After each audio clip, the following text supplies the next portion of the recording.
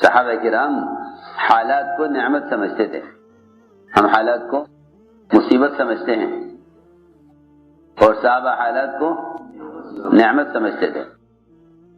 ابو الدرداء رضی اللہ فرمایا کرتے تھے کہ 3 چیزیں مجھے محبوب ہیں لیکن لوگوں کو وہ ناگوار ہیں، موت، بیماری اور فاقہ۔ یہ 3 چیزیں مجھے محبوب ہیں اور لوگ ان کو برا سمجھتے ہیں، حالانکہ یہ چیزیں مجھے محبوب ہیں۔ کیوں؟ کہ محبوب ہونے کی وجہ یہ ہے کہ فاقہ تو میرے اندر تواضع باقی رکھے گا، اس لیے کہ مال وہ کبر لائے گا، مال کبر لائے گا، اس لیے میں فاقے کو پسند کرتا ہوں تاکہ محتاجگی اور عاجزی یہ میرے اندر بڑائی پیدا نہ ہونے دے۔ اور یہی وجہ ہے کہ انبیاء علیہ السلام میں تواضع ہوتی ہے اور بادشاہوں میں کبر ہوتا ہے۔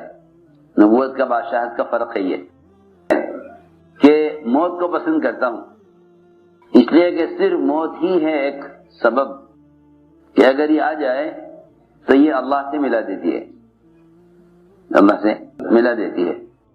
جنہیں اللہ سے ملنے کا شوق ہوتا ہے ان کو موت محبوب ہوتی ہے، لیکن وہ موت کو ایسے راستوں میں طلب کرتے ہیں جو راستے اللہ تک پہنچانے والے ہیں، جو راستے اللہ تک پہنچانے والے نہیں ہیں۔ ایسے راستوں پر چلنے والے جو راستے اللہ تک پہنچانے والے نہیں ہیں، ایسے راستوں پر چلنے والے موت کو ناگوار اور برا سمجھتے ہیں، اور جو لوگ ایسے راستے پر چلتے ہیں جو راستے اللہ تک پہنچانے والے ہیں تو ایسے لوگ موت کو پسند کرتے ہیں۔ کہا کہ موت اس لیے پسند ہے کہ موت اللہ سے ملانے کا سبب اور ذریعہ ہے، اور بیماریاں اس لیے چاہتا ہوں، بیماریاں اس لیے چاہتا ہوں کہ بیماریاں گناہوں سے پاک کر دیتی ہیں۔ تو میں نے عرض کیا کہ اللہ رب العزت حالات لاتے ہیں 2 وجہ سے، ایک تربیت کے لیے، دوسرے طہارت کے لیے۔ اگر حالات نہ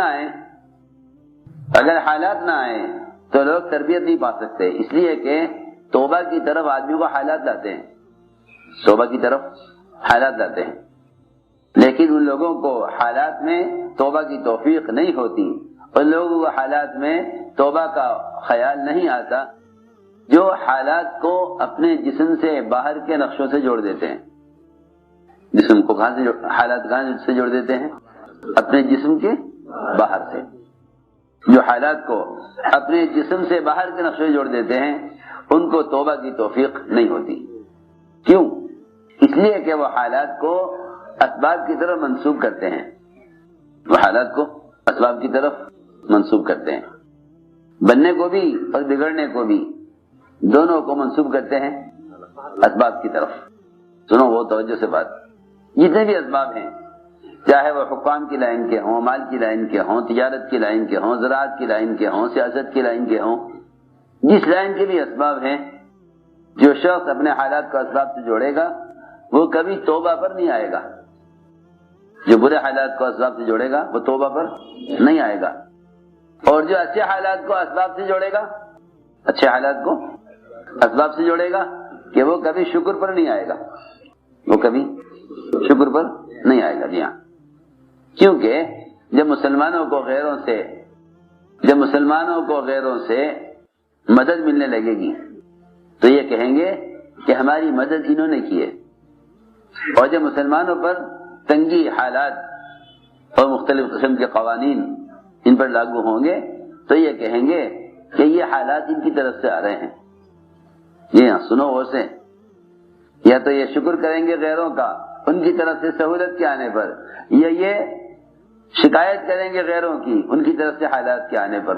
حالانکہ سچی بات یہ ہے کہ جس طرح ایک انسان یہ سمجھتا ہے کہ میں حالات کے بننے بگڑنے کا میرے جانور سے کوئی تعلق نہیں، اس طرح خدا کی قسم حالات کے بننے بگڑنے کا حکام سے بھی کوئی تعلق نہیں۔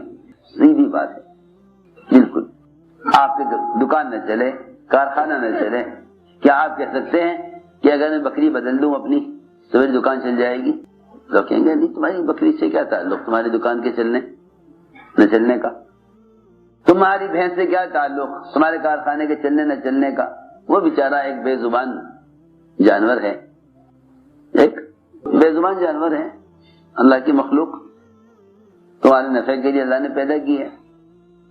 کوئی اس بات کو ماننے کو تیار نہ ہوگا کہ تمہاری دکان چل جائے گی تم بکری بدل دو، اور تمہارے کارخانہ چل جائے گا تم بھینس بدل دو۔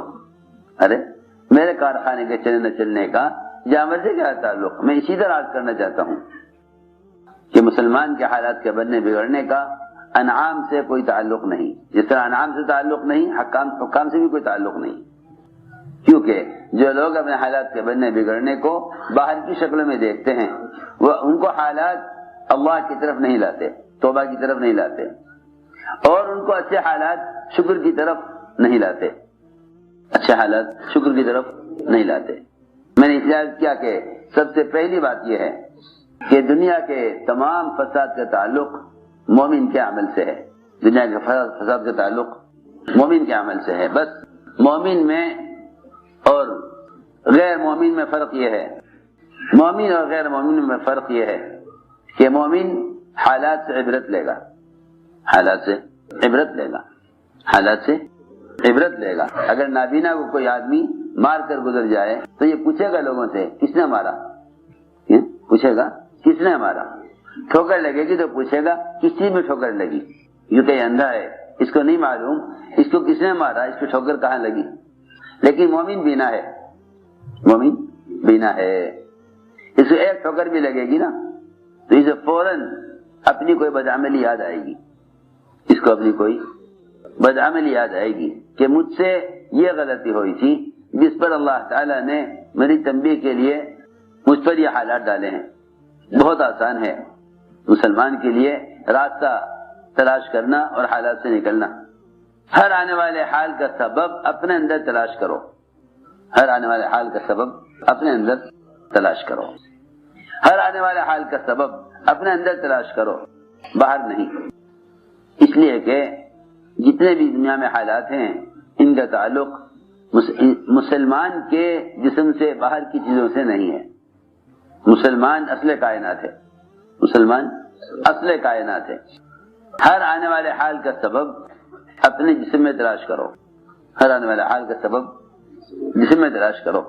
یہ مومن کی پہچان ہے، یہ مومن کی پہچان ہے کہ وہ کبھی اس بات پر راضی نہیں ہوگا کہ مجھ پر آنے والے حالات کا تعلق فلاں شخص سے یا فلاں قوم سے یا فلاں حکومت سے یا فلاں کمائی کے نقشے سے میرا حالات کا تعلق ہے، اس کا حالات کے بننے بگڑنے کا باہر کے نقشے سے کوئی تعلق نہیں ہے۔ اس لیے صحابہ کرام وہ عبرت لیا کرتے تھے، اور عبرت اس لیے لیا کرتے تھے کہ عبرت لینا صرف مومن کا کام ہے، عبرت لینا صرف مومن کا کام ہے۔ اللہ نے جہاں بھی عبرت لینے کا حکم فرمایا قرآن میں، وہاں مومن کے لیے سمجھدار عقل والا اولو الالباب کہہ کر مخاطب کیا ہے ایمان والوں کو۔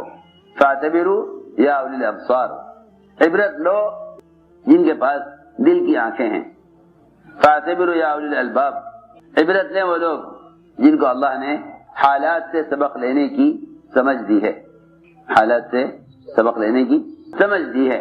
قرآن میں اللہ نے جہاں عبرت کا حکم دیا وہاں ایمان والوں کو کہیں آنکھ والا کہا، کہیں عقل والا کہا، لیکن جانور کے بارے میں فرمایا کہ اللہ کو نہ ماننے والا وہ جانور کی طرح ہے کہ اس کو باندھ دیا جائے کھول دیا جائے، اسے نہیں معلوم کیوں باندھا گیا تھا، کیوں کھول دیا گیا۔